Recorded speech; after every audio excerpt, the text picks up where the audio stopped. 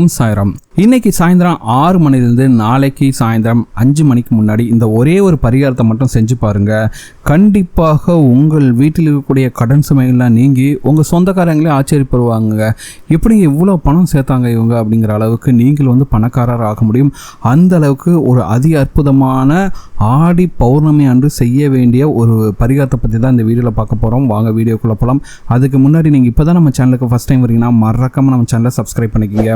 இந்த பரிகாரத்தை மட்டும் செஞ்சு பாருங்கள். உங்களுக்கு கூடிய விரைவிலேயே உங்களுக்கு வந்து பார்த்திங்கன்னா ஒரு நல்ல ரிசல்ட்ஸ் கிடைக்கும்.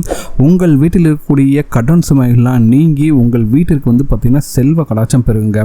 ஏன்னா பொதுவாகவே பௌர்ணமி வந்து பார்த்திங்கன்னா அம்மனுக்கு உகந்த நாளாக கருதப்படுகிறது. அதுவும் அம்மனுக்கு மிக மிக பிடித்த இந்த ஆடி மாதத்தில் வரக்கூடிய பௌர்ணமி வந்து பார்த்திங்கன்னா ரொம்ப ரொம்ப சக்தி வாய்ந்ததுங்க. அப்படிப்பட்ட ஆடி பௌர்ணமி இன்னைக்கு சாயந்தரம் 6 மணிக்கு மேலே தொடங்குது. நாளைக்கு வந்து சாயந்தரம் 4:30 மணி வரைக்கும் இருக்குங்க. சரிங்களா?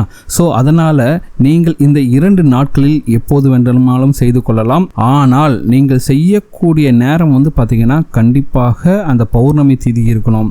அதுவும் முக்கியமாக நீங்கள் நாளை ஞாயிற்றுக்கிழமை அன்றைக்கு பௌர்ணமி வழிபாடு செய்வது என்பது மிக மிக சிறப்பு. அப்படிப்பட்ட ஒரு அற்புதமான பரிகாரம். அது என்ன பரிகாரம்னு இப்போ பார்க்கலாம். ஒவ்வொருத்தவங்களுக்கும் ஒவ்வொரு விதமான வேண்டுதல்கள் இருக்குங்க.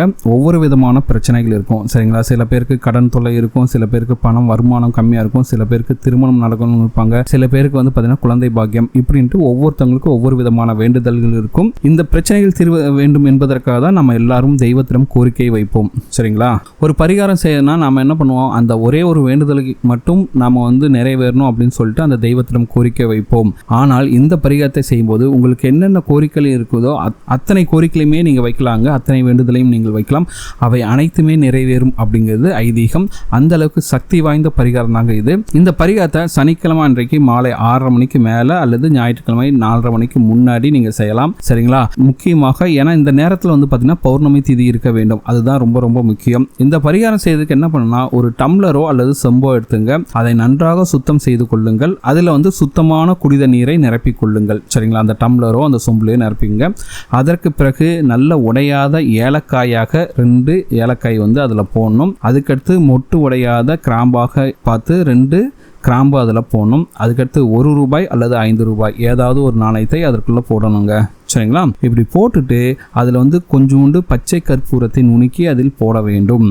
கடைசியாக என்ன பண்ணுறீங்கன்னா துளசி இலையே அதில் போட வேண்டும். ஒருவேளை உங்களுக்கு வந்து துளசி இலை கிடைக்கல அப்படின்னு பார்த்தீங்கன்னா நீங்கள் வந்து வெற்றிலையை கூட அதில் போடலாம். இப்படி போட்டுட்டு இந்த சொம்பை உங்களுடைய இடது கையில் வைத்துக்கொண்டு நீங்கள் உங்கள் வீட்டில் கிழக்கு முகமாக பார்த்து உட்காந்துக்கணும். அதாவது கிழக்கு பக்கம் பார்த்த மாதிரி உட்காந்துங்க. பிறகு உங்களுடைய வலது கையை அந்த சொம்பை மூடிக்கொண்டு, சரிங்களா, ஒரு டம்ளரோ இல்லை சொம்பு தானே வச்சுருக்கீங்க, இடது கையில் அந்த இதை வச்சுங்க. வலது கையால் அதை மூடிக்கிட்டு உங்களுக்கு என்னென்ன கோரிக்கைகள் இருக்குதோ, எடுத்துக்காட்டாக உங்கள் வீட்டில் இருக்கக்கூடிய கடன் சுமை தீரணும், இல்லை வந்து பணம் வந்து நிறைய வந்து சேரணும், இல்லை வேற என்ன வேண்டுதல் இருந்தாலும் சரி, அந்த கோரிக்கைகள் அனைத்தையுமே சொல்லிக்கிட்டு மகாலட்சுமி தாயாரையும் அந்த அம்பாளையும் சிவன் இவங்க 3 பேரையும் பார்த்துக்கிட்டு நீங்கள் மனதார நினைத்து மனதார கூற வேண்டும். உங்கள் குலதெய்வத்தையும் வேண்டிக் கொண்டு நீங்கள் மனதார கூறணுங்க.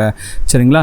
இப்படி கூறி முடித்த பிறகு இந்த சொம்பில் இருக்கக்கூடிய தண்ணீரை வந்து பார்த்தீங்கன்னா கொஞ்சோண்டு மட்டும் எடுத்துகிட்டு உங்கள் வீட்டில் இருக்க எல்லாருக்குமே வந்து தீர்த்தமாக தந்துடுங்க. சரிங்களா?